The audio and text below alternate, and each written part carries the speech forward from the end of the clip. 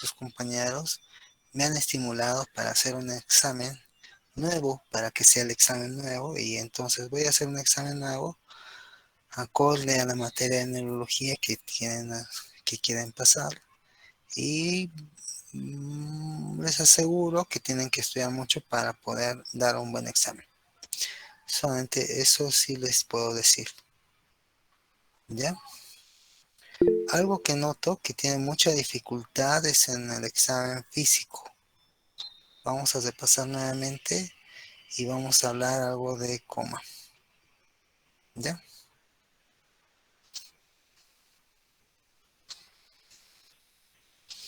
Pueden hablar, hablen nomás, doc. Doctor, ¿cómo está? Buenas noches. Doctor, con respecto al asunto de las quejas, doctor, creo que la mayoría de nosotros, doctor, los que hemos ido a practicar, sabemos que usted es una persona muy, muy ocupada, pero que estamos aprendiendo bastante de usted, doctor. Entonces, tal vez no sería bueno considerar lo que la minoría dice, porque creo que la mayoría piensa como yo, doctor. Entonces, solamente eso para que pueda considerar en el tema del examen, doctor. Tal vez pueden opinar también mis compañeros con respecto a lo que yo estoy diciendo. Solo eso, doctor. Buenas noches, gracias. No sé, es que pasa que es lo que ustedes deciden. Vamos a ver cómo pueden hacer el examen. Yo apuesto que ni siquiera están y apuesto que ni siquiera darían la cara. De paso eso más. Pero les aseguro, les vuelvo a asegurar que van a tener un examen de neuro de primer nivel. Eso es lo que sí les puedo asegurar. Bueno, vamos a avanzar al examen neurológico porque veo que siempre falta para que hagan sus historias clínicas, especialmente los que vienen a clases prácticas. Cuando hacemos el examen neurológico, siempre hay un interrogatorio, una anamnesis, todos estos datos lo tienen de semiología, lo que han pasado, más que todo de la forma de preguntar, pero a veces cada, cada especialidad tiene su característica. Hay un interrogatorio donde hay una enfermedad actual, un examen físico, donde tiene que haber una inspección, la exploración, estado de conciencia, lenguaje, pares craneales, motilidad, tono, trofismos, reflejos y sensibilidad. Esta es la forma de describir un examen general. En la primera parte vemos el estado de conciencia donde describimos cómo está el paciente, si está vigil, está en sopor, en estupor o en coma. Existe una parte que se llama omnibulación entre vigil y sopor, donde está como si estuviesen viendo una película de que despiertan, se duermen. El coma, como que ya vamos a tocar con uno de los temas de sus compañeros, con las diapositivas, vamos a avanzar de manera rápida también. Después del lenguaje vamos a ver la afluencia, la comprensión, repetición y nominación. Dentro del estado de conciencia va a estar el contenido donde vamos a ver también la orientación, si está orientada en tiempo, espacio y persona. Vamos a ver también las praxias y las noxias. Las praxias hablamos de realizar y las noxias de algo de reconocimiento, de que por ejemplo puedan reconocer la mitad de su cuerpo o partes de su cuerpo, o que puedan reconocer con el tacto llaves o reconocer caras. Y la praxia, digamos, son actos por ejemplo como peinarse, vestirse, caminar, incluso hablar. Hay que diferenciar lo que también es disartria de afasia. Por ejemplo, la afasia es un trastorno del lenguaje y la disartria es una dificultad de la articulación. Fuera de eso, también los signos meningios son importantes. Fuera de la rigidez de nuca está el signo de Kernig y el signo de Brustinski, que es más que todo Kernig. Levamos la pierna y existe una flexión, o existe una flexión de ambas piernas cuando hacemos la flexión de la cabeza, donde es el signo de Brustinski y el signo de Kernig. Los pares craneales deben ser evaluados de manera sistemática, del 1 al 12, donde describimos más que todo de la siguiente manera. Describimos, por ejemplo, pares craneales, el olfatorio, el segundo par, donde vemos la campimetría por confrontación, la agudeza visual con una tabla de Snell, puede ser, o también mostrándole un cuaderno, no necesariamente tiene una tabla de Snell, sino algo que tenga una letra o que ustedes puedan anotar también, y la parte del fondo de ojo. Después 3, 4 y 6 que se ve, observa acá, son los movimientos oculares extrínsecos donde se evalúa en forma de H. Acá vemos parte del reflejo fotomotor, donde se evalúa una vía de integración, donde un estímulo luminoso va por el segundo par, hacen sinapsis en el núcleo mesencéfalo, en el núcleo Edinger-Westphal, de tercer par vuelve ya con el constrictor de la pupila. O vemos la parte de sensibilidad en el nivel del trigémino, por zama B1 o zama oftálmica, maxilar y maxilar inferior, y la parte motora también que vemos. Posteriormente ese es el reflejo corneal, donde se evalúa una vía que es el quinto par, el centro integrador es la protuberancia y él se vuelve por el séptimo par como efector, y si el conflicto, o sea, lo que genera es un cierre del párpado. Vemos séptimo par, donde vemos la mímica facial, sonrisa, abrimos o cerramos ojos. Por ejemplo, esta es una alteración de un tercer par, donde vemos que existe una ptosis en las miradas por lo menos en la mirada hacia la izquierda, parecían tener una desconjugación. Mira la senilidad central, vemos que hay una dilatación con una anisocoria. A la mirada, digamos, derecha, vemos que hay una limitación en la aducción. En la mirada superior también una limitación vertical, igual que en la inferior. Este mira bien y este tiene una dificultad.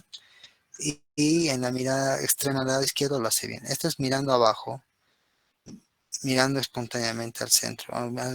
Espontáneamente hay una ptosis con desviación, levemente hacia afuera y hacia abajo. Este es un tercer par con pupila. Tenemos que tomar en cuenta que las pupilas, lo habitual es que sean isocóricas, que midan de 2 a 4 milímetros. Mayores a 4 milímetros se dice miriasis, menores a 2 milímetros se llama miosis. La anisocoria también es importante y hay una pupila que es la pupila discórica.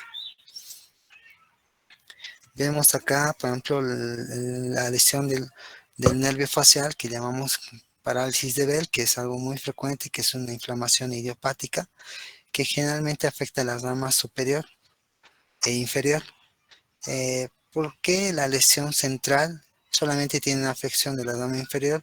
Porque recibe fibras contralaterales del otro hemisferio que por eso preserva. Acá vemos, por ejemplo, que la paciente cierra los ojos y vemos un bosamiento del surco nasogeniano, el signo de Bell que llamamos. Existe menos expresión a nivel de los músculos frontales y obviamente una desviación de la comisura. Seguimos los pares craneales, está el octavo par, la parte coclear de audición debe evaluarse puede ser chasquidos de dedos, puede ser con las pruebas de Rine, Weber y Schwabas. Por ejemplo, este diapasón está mal de dibujo, por ejemplo, porque este parece ser un diapasón de 128 y se evalúa con un diapasón de 512.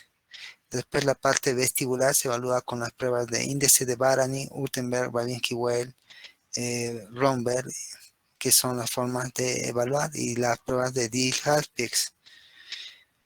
Acá vemos el 9 y 10 evaluando la excursión del paladar y el reflejo nauseoso, el 11º paracraneal evaluando lo que es el nervio esternocleidomastoideo y trapecio, y obviamente la motilidad de la lengua. Después le voy a pasar un video donde tenemos la parte de un paciente que tiene una atrofia lingual con desviación.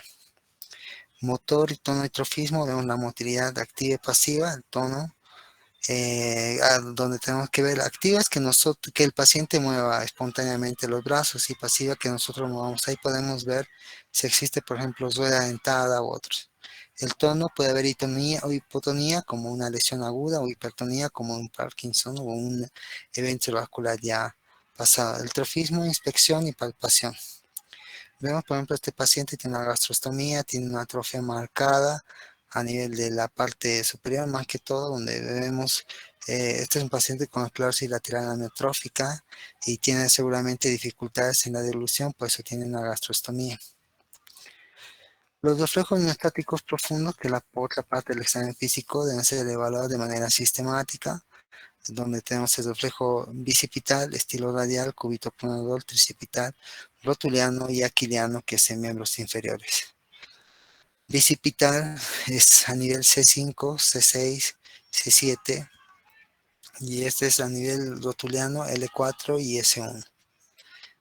El reflejo plantar es un reflejo donde se hace una eh, una estimulación con una parte roma por la parte externa y el reflejo extensor es patológico, conocido como reflejo de Babinski. En los niños puede ser normal al nacimiento, pero en los adultos obviamente es flexor y su presencia habla de compromiso de la vía piramidal. El reflejo de Hoffman es un similar, pero en miembros superiores. La sensibilidad, tenemos sensibilidad de tipo superficial y de tipo profunda, que puede ser táctil y termoalgésica. La otra tipo de sensibilidad es la sensibilidad que va a ser de la presión, posición y obviamente vibratoria, que hablamos de sensibilidad profunda. Esto va a nivel del cordón posterior, que vamos a tratar de ver de la médula.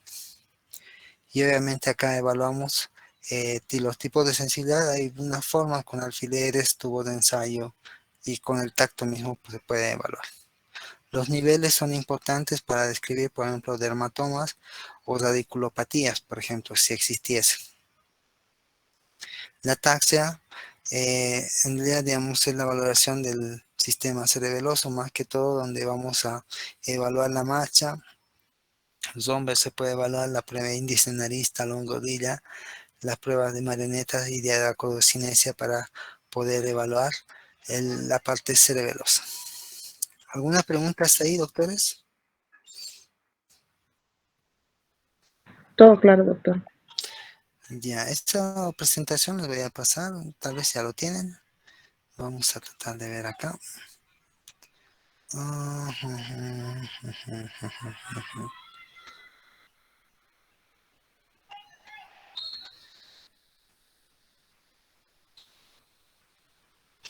Pasamos de lado de alguien que por lo menos está. Hipertensión es el aumento de la presión intracraneana que sea mayor a 200, a 20 o 200 y algunos autores marcan hasta 25. Obviamente esta presión tiene que, para nosotros definir, tiene que antes describirse qué estructuras producen esa presión y cuáles van a generar. Entonces esta presión, obviamente, al aumentarse genera una lesión secundaria y va a generar una disminución del flujo sanguíneo cerebral con consiguiente muerte. Ya, entonces bien importante tener en claro. Acá habla de los componentes que generan la parte de la hipertensión, de que mantienen una presión homogénea, que es de 12 a 20, y que son el parénquima, específicamente la sangre y el líquido cefalorraquídeo. La sangre es algo dinámico y el líquido cefalorraquídeo también. Bien, entonces cualquiera de esos que aumente, este puede aumentar por una hidrocefalia, este puede aumentar por un hematoma, este puede aumentar o inflamarse por un evento cerebrovascular, tanto isquémico como hemorrágico, o por ejemplo, o también puede aumentarse, por ejemplo, por un tumor, por ejemplo, que son los más habituales. Entonces, esos son ejemplos de alteraciones de estos tres componentes, de los cuales llega a un punto que eleva la presión intracraneal. Más o menos en porcentaje se habló acá, y acá hablamos también, perdón, en porcentaje hablamos acá del contenido, que este es similar, 10-10 y este es 80%. ¿Puede compensarse? Sí, se puede compensar, pero llega un punto donde ya no se puede compensar. Entonces, y esto pasa en muchos pacientes, porque uno dice, ¿cómo llegó a ser tan grande el tumor y no tener síntomas? Es porque estaba compensado. Entonces, este es un buen gráfico para entender. Hay que entender que, digamos, el aumento de la presión intracraneal es gradual. Pocos casos son donde generalmente existe síntomas como muy pequeños, pero uno de los que no hay que subestimar a veces es la cefalea, ¿ya? Acá más o menos habla de cuáles son los que generan la hipertensión. Como hemos hablado, pueden ser hematomas, tumores, abscesos. Los aneurismas no tanto, tiene que ver con el flujo, pero un aneurisma roto genera muchas cosas. Genera, por ejemplo, hidrocefalia, por ejemplo. Y el edema puede también presentarse, por ejemplo, algo que aumenta el parte y es parte de este tejido cerebral son las meninges. Por ejemplo, una meningitis es una inflamación por una infección. Entonces, no es que exista una masa ocupante, pero existe tal inflamación que genera un edema generalizado, por ejemplo. El volumen, por ejemplo, va a ser una obstrucción del sistema venoso. Eso puede pasar, ¿no? No es algo muy habitual para que genere una hipertensión tan marcada, pero está descrito bien. Enfermedades del volumen, síndrome del Rey, eso asociado a la aspirina, por ejemplo, pero tampoco es tan frecuente. El aumento, sí, en la producción, en la absorción o en la obstrucción que genera hidrocefalia, por ejemplo. Quistes aracnoideos, por ejemplo. Los quistes aracnoideos también pueden producir una cierta presión, pero a veces otros son muy benignos. Y los tipos de edema que generan. Generalmente este tipo de edema están producidos más que todo por tipos de lesiones ocupantes. Más que todo vamos a hablar de tumores, de hematomas y de abscesos. Y por ejemplo, coloca acá, del vasogénico vamos a tener como tumores, abscesos, hematomas, algunos, no todos. Y traumatismos es variable, no es que está en todos, pero hay que saber describir cuál es el edema vasogénico, citotóxico, y el hidrostático es por el rebosamiento de la presión del líquido cefalorraquídeo en una hidrocefalia. El citotóxico generalmente suele pasar cuando la célula se engorda, por eso es redondo. Entonces, estos gráficos hablan, por ejemplo, de ondas que tratan de hablar de la hipertensión específicamente y algo que llaman compleas, que es más o menos la homeostasis del flujo sanguíneo cerebral, que habla a mayor aumento va a haber también una injuria. Entonces, eso tenganlo en cuenta. Eh, los mecanismos que genera daño a la hipertensión. Hipoxia global y presencia de hernias. Más que todo la hipertensión va a generar una disminución del flujo sanguíneo cerebral y esto va a generar una lesión de tipo vascular más que todo. Más que estos, porque por ejemplo podemos tener una meningitis, por ejemplo, y no les va a generar una hernia, sino le va a generar un edema difuso, pero sí va a haber una progresión rostrocaudal que se llama. Los síntomas más habituales sí pueden ser, son cefaleas, vómitos explosivos, que tenga edema de papila, puede alteraciones como diplopía porque se afecta el sexto par, que es muy habitual, y el compromiso del estado de conciencia, ¿ya? En este compromiso va a estar a sopor, estupor o coma. Eso tengan en cuenta. Esto tal vez habla de las pupilas, pero no estoy tan seguro de qué habla. Los signos de alarma, obviamente, que es si el deterioro, si existe déficit neurológico, si la cefalea es persistente, está bien, si hay vómitos explosivos. Agitación psicomotora es dependiente, eso por ejemplo en encefalitis podemos hablar, en cualquier tipo de lesión, pero que genere. O sea, es un signo neurológico que siempre hay que considerar.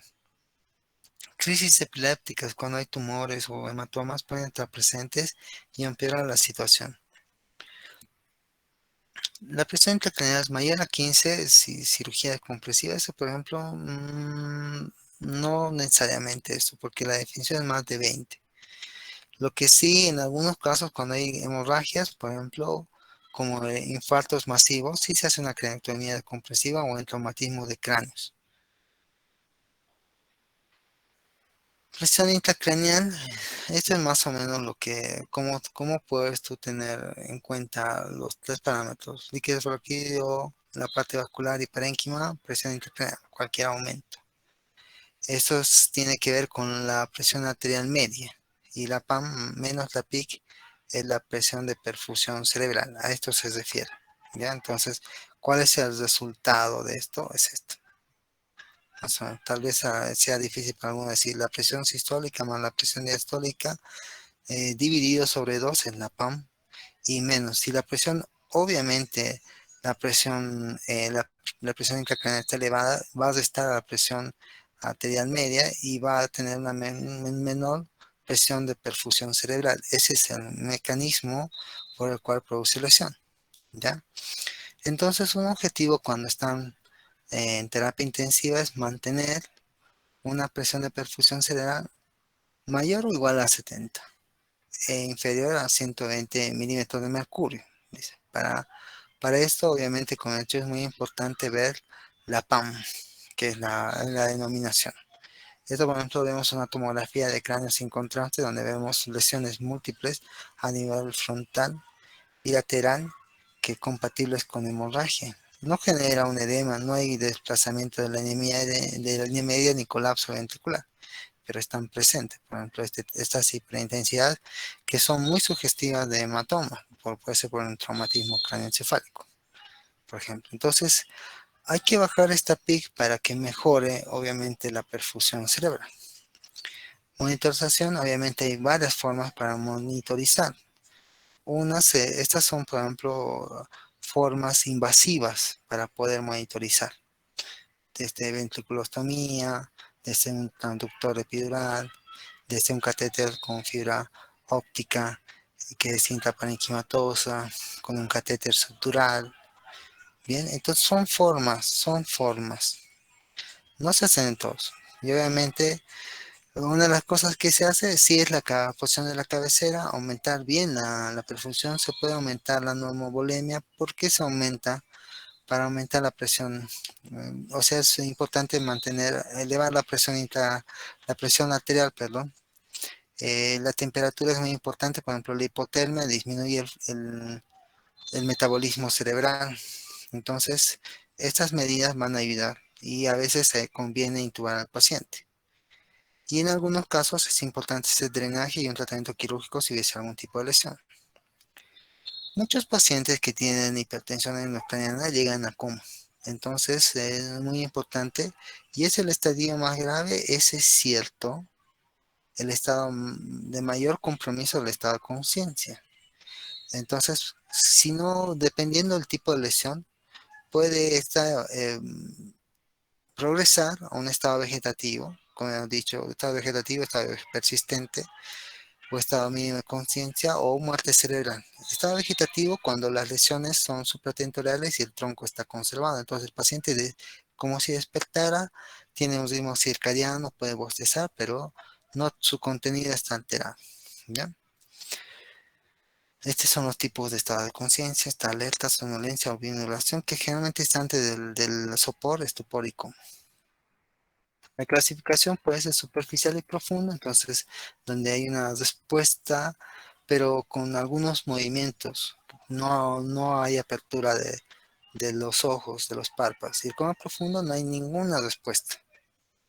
Y cuando hablamos de muerte cerebral, hablamos de que, por ejemplo, el paciente no tiene cero reflejos, sin sedación por más de 48 horas, no hay ningún reflejo. En el coma hay reflejos, entonces el examen en coma es muy importante hacer una evaluación. Muchas causas pueden llevar a un coma. Por ejemplo, las personas que tomaron alcohol alguna vez de manera significativa pueden tener un coma.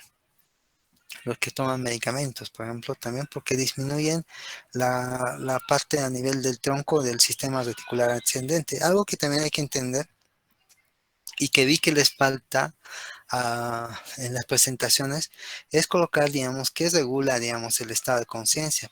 Hay dos partes, una parte es a nivel cortical y la otra parte es a nivel del bulbo, a nivel del sistema reticular ascendente. Entonces, lesiones en tronco, como lesiones grandes a nivel supratentorial en corteza, van a generar depresión del sensorio. ¿Ya? Muchas drogas sí pueden generar disminución del estado de conciencia. Otras no farmacológicas, el alcohol es uno de los principales. Bien, tomen en cuenta. Otras causas pues van a ser traumatismo, hemorragia, van a ser lesiones específicas. Hablamos de supratentorial, cuáles son las causas, cuáles pueden ser otras causas específicas que hemos hablado. Infratentoriales, va a depender. Y obviamente lo que hay que hacer es tratar de hacer una evaluación. ¿Escala de Glasgow sirve? Sí. ¿Puede haber preguntas de escala de Glasgow? Sí.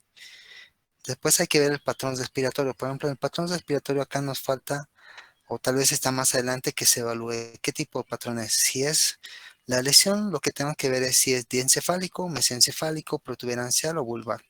Si es diencefálico o supratentorial, vamos a hablar de un patrón respiratorio de Cheyne-Stokes. Si es mesencefálico, es neurógena central. Si es de protuberancia náusica, si es de bulbo, es atáxica de Biot. Entonces acá colocan la escala de Glauco. Evaluación de reflejos pupilas, muy importante. Si es midriasis, estamos hablando que puede haber una lesión a nivel del mesencéfalo. Si es miosis, podemos hablar una alteración a nivel de la protuberancia. Y puede ser isocóricas tanto a nivel diencefálico y vulvar. Los movimientos oculocefálicos y oculovestibulares evalúan también, son reflejos que evalúan movimientos, con lo cual va el octavo par al movilizar la cabeza y vuelve en conexión con la protuberancia por los músculos oculomotores. Y la respuesta motora, si está presente o no, si puede haber una respuesta de decorticación o descerebración. Este es descerebración y decorticación. Lo mismo en la escala de Glauco. Por debajo de hecho dice intubación. No siempre. Van a ver a sus amigos que que han tomado alcohol, que están con un 8 y no les intuban. Es depende si existe una alteración que genere o que perpetúe esta situación, sí. ¿Ya? Después es la mesis, sí, posibles escenarios. Si, por ejemplo, el paciente está en coma, pues hay que directamente revisar. Y el examen neurológico lo que nos ayuda a evaluar dónde está la lesión. Y también evaluar el contexto, porque es fácil. A veces si el paciente, por ejemplo, es diabético, entonces una glucemia. Si el diabético toma, perdón, si el paciente toma diuréticos, veremos el sodio. Fácil. Puntos claves, dice, a ver, vamos a ver, mantener una parte respiratoria y hemodinámica estable, sí, es importante, muy importante. Obtener de acompañantes información, sí, eso sí también es muy importante. No usar medidas invasivas de entrada. Está bien, eso comparto porque muchos pacientes son intubados, por ejemplo, tienen una convulsión y quedan en coma, quedan en estado de estupor profundo y lo intuban, basados en el Glasgow. No usar de entrada vasopresores, expandir primero. Eso es relativo dependiendo si la parte hemodinámica está inestable. Siempre hay que expandir. Solamente es cuando no hay respuesta si tú vas a utilizar vasopresores como noradrenalina, dopamina. En una intoxicación no descartar el uso de fármacos. Sí, siempre hay que evaluar. Las pupilas, la medicación son importantes. ¿Ya? Por ejemplo, si tiene intoxicación con benzodiazepinas, el antídoto va a ser flumazenil. Si fuese por opiáceos, va a ser la naloxona, por ejemplo. No descartar el uso de fármacos animadores a no ser que exista una contraindicación conocida. Mm, eso es variable, como he dicho, depende de cada paciente. Intoxicaciones etílicas, de más de 4 que no mejore el glago, valorar lesión estructural central. Va a depender también de su función hepática y renal.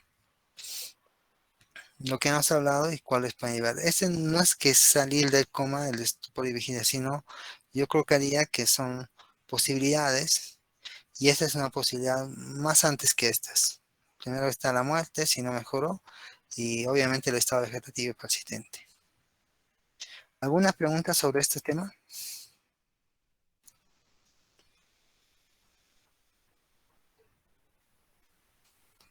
¿No? ¿No? Bueno, ¿alguna otra pregunta, doctores?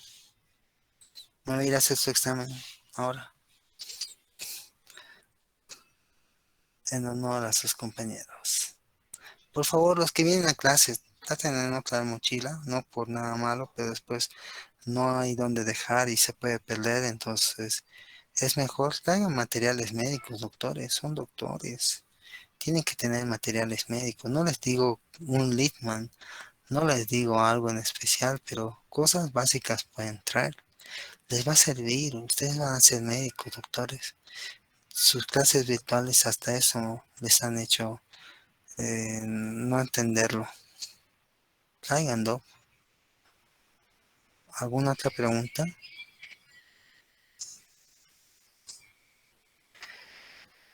Bueno, no hay más preguntas. Vamos a dar por finalizado. Vamos a revisar su...